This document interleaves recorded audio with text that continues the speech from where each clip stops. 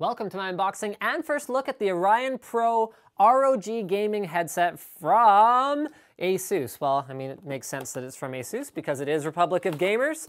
The main difference between the Orion and the Orion Pro is the inclusion of the ROG Spitfire. So the Spitfire is a driverless USB hardware DSP, digital signal processor, which basically means it's a USB sound card. I think the important thing is that it's driverless because it means you don't have to worry about plugging it in and going to the website and downloading the driver. No, you just plug it in, it goes.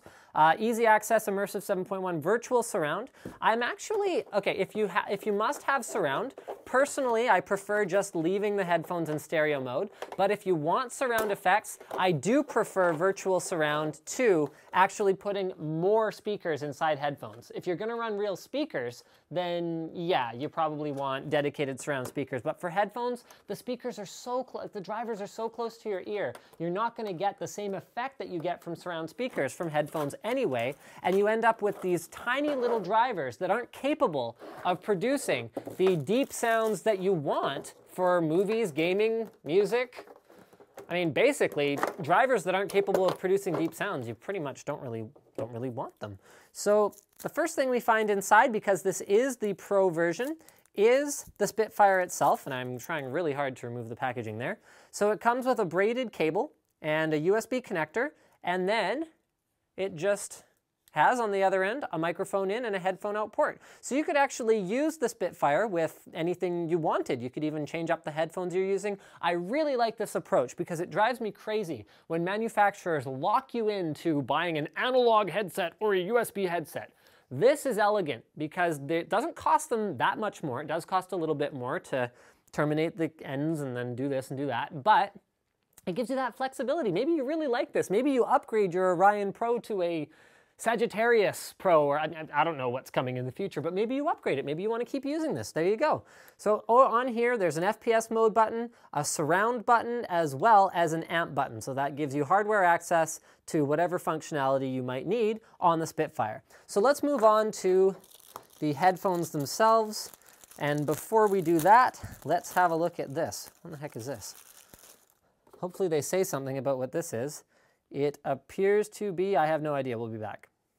So this guy right here is a cable organizer, which is basically just a rubber piece that has two clips so you can organize the actually quite long cable. So this must be at least about an 8-foot long cable, so you're able to reach around to the back of your case, or if you don't want to reach to the back of your case, then you can just coil it up, jam it in here, and then have it stay, presumably, sort of coiled up and jammed in here, and not have to think about that. So at the end, you find your standard termination. So there's your headphone as well as microphone. So again, options. Gives you the option to plug it into the Spitfire, just like that, or plug it into your front panel audio or even the back of your sound card. I mean, ASUS, unlike a lot of the headphone companies, actually makes high-end sound cards, which might be part of the reason why they care about giving you the option to use their audio products with their other audio products.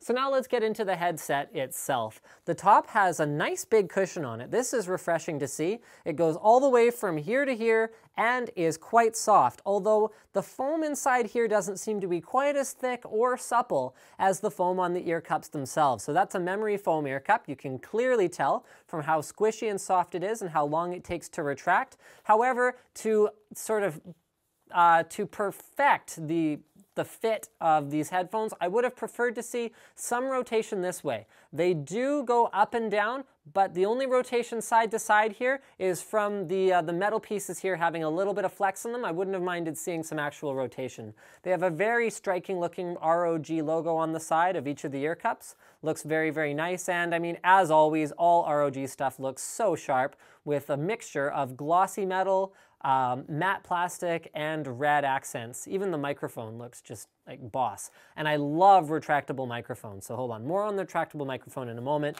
Size-wise, you can go all the way from sort of ginormous head size here, you can clearly see how big that is for me, to pretty much kid size, because this is not even close. Like, that's where it sits. My ears are hanging right out the bottom here. So I found somewhere in the middle was about right for me, which makes sense. I wear a medium motorcycle helmet.